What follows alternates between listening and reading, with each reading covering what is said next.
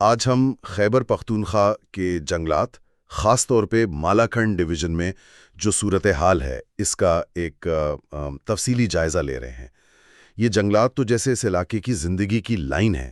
ہمارے پاس جو مواد ہے وہ بتا رہا ہے کہ ان جنگلات کو کافی خطرات ہیں، خاص طور پہ یہ جو غیر قانونی کٹائی ہے۔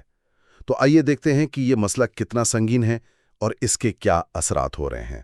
جی بالکل، ان جنگلات کی اہمیت تو کئی لحاظ سے ہے، ماحولیاتی توازن کے لیے، مقامی لوگوں کے روزگار کے لیے، اور پھر یہ سیلاب، لینڈ سلائیڈز، ان جیسی آفات سے بچاؤ بھی تو کرتے ہیں نا۔ جی تو دیکھنا یہ ہے کہ موجودہ صورتحال اس سارے نازک توازن کو کیسے آپ کہہ لیں خطرے میں ڈال رہی ہے۔ اچھا، اگر اعداد و شمار دیکھیں تو صورتحال واقعی فکر انگیز لگتی ہے۔ خیبر پختونخوا کا تقریباً 12% رقبہ یعنی کوئی 9,37,000 ہیکٹر یہ قدرتی جنگلات ہیں، تھے مطلب 2020 تک، جی لیکن صرف اسی سال 235 ہیکٹر جنگل کاٹ دیے گئے۔ 235 ہیکٹر، یہ تو بہت بڑا رقبہ بنتا ہے۔ جی ہاں، بہت بڑا، اور اس سے جو کاربن ڈائی آکسائیڈ نکلی ہے وہ 40,000 ٹن سے زیادہ ہے۔ 40,000 ٹن؟ جی، اور مالاکنڈ ڈویژن جس کا آپ نے ذکر کیا، وہاں تو تقریباً 40% علاقہ جنگلات پر ہے، جو بین الاقوامی معیار سے تو ٹھیک ہے، لیکن وہاں بھی کٹائی ہو رہی ہے، دیودار، پائن، چیڑ جیسے قیمتی درختوں کی۔ بالکل، وہاں بھی غیر قانونی کٹائی جاری ہے۔ یہ اعداد و شمار دیکھیں خطرے کی گھنٹی ہیں، خاص طور پر سوات جیسے علاقے، وہاں اندازہ ہے کہ 30 سے 40% درخت تو پہلے ہی ختم ہو چکے ہیں۔ 30 سے 40%؟ جی، اور خدشہ یہ ہے کہ اگر یہ ایسے ہی چلتا رہا تو یہ نقصان 70% تک بھی جا سکتا ہے، اور اس کے اثرات تو اب بالکل سامنے آ رہے ہیں۔ مٹی کا کٹاؤ بڑھ رہا ہے، سیلاب زیادہ آ رہے ہیں۔ جی ہاں، پانی کی کمی بھی سنا ہے۔ پانی کی کمی، درجہ حرارت میں اضافہ اور زمین کی زرخیزی میں کمی، یہ سب جڑا ہوا ہے اسی سے۔ تو آخر اس تباہی کے پیچھے ہے کون؟ مطلب بنیادی وجہ کیا ہے؟ ذرائع تو یہی بتا رہے ہیں کہ یہ ٹمبو مافیا کا کام ہے۔ منظم گروہ جو قیمتی لکڑی کاٹ کر بیچتے ہیں۔ جی ہاں، یہ تو ایک بہت بڑا مسئلہ ہے، اور پھر قانون نافذ کرنے والے اداروں کی کمزوری بھی اسے ہوا دیتی ہے۔ صحیح۔ اور ایک اور پہلو بھی ہے، وہ 2017 کی وڈ لاٹ پالیسی۔ اچھا، وہ کیا تھی؟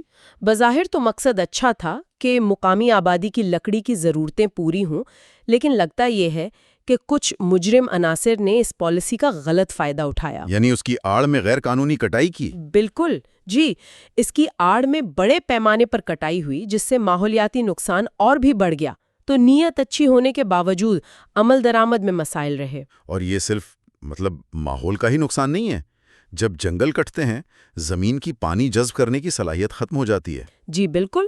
تو بارش کا پانی فوراً بہہ کر نیچے آتا ہے، اور پھر وہ تباکن سیلاب آتے ہیں جو گاؤں، کھیت سب بہا لے جاتے ہیں۔ تو یہ تو سیدھا سیدھا لوگوں کی زندگیوں اور روزگار کا مسئلہ بن گیا۔ آپ نے بالکل ٹھیک کہا، یہ جنگلات تو قدرتی ڈھال ہے نا۔ یہ جو گلیشیئر پگھلنے سے جھیلیں بنتی ہیں، GLOFs جنہیں کہتے ہیں، یا اچانک سیلاب آتے ہیں، یہ جنگلات ان کے خلاف ایک قدرتی دیوار کا کام کرتے ہیں۔ اچھا۔ تو جب یہ جنگلات ہی نہیں رہیں گے تو پورا علاقہ قدرتی آفات کے سامنے بالکل آپ کہیں بے بس ہو جاتا ہے۔ اس ساری صورتحال میں ماحولیاتی ماہرین اور مقامی لوگ وہ کیا کہہ رہے ہیں؟ ایک مطالبہ تو یہ سنا ہے کہ اگلے 50 سال تک جنگلات کی کٹائی پر مکمل پابندی لگا دی جائے۔ جی، یہ مطالبہ بالکل جائز ہے، تاکہ جو نقصان ہو چکا ہے اس کی کچھ تلافی ہو، ایکو سسٹم کو سنبھلنے کا، بحال ہونے کا موقع ملے۔ تو پائیدار حل کیا ہو سکتا ہے؟ دیکھیں، پائیدار حل کے لیے تو ایک طویل مدتی اور سب سے اہم مشترکہ ذمہ داری کی ضرورت ہے۔ اس میں حکومت، سول سوسائٹی اور خاص طور پر مقامی کمیونٹیز سب کو مل کر کام کرنا ہوگا۔ جی۔ بڑے پیمانے پر شجرکاری مہمات چلانی ہوں گی اور قوانین پر سختی سے عمل درآمد کرانا ہوگا۔ ایک تجویز یہ بھی ہے کہ خصوصی فارسٹ کورٹس قائم کی جائیں تاکہ یہ جو مقدمات ہیں یہ جلد نپٹائے جا سکیں۔ تو خلاصہ یہ ہوا کہ خیبر پختونخوا اور مالاکنڈ کے جنگلات ایک سنگین بحران سے گزر رہے ہیں۔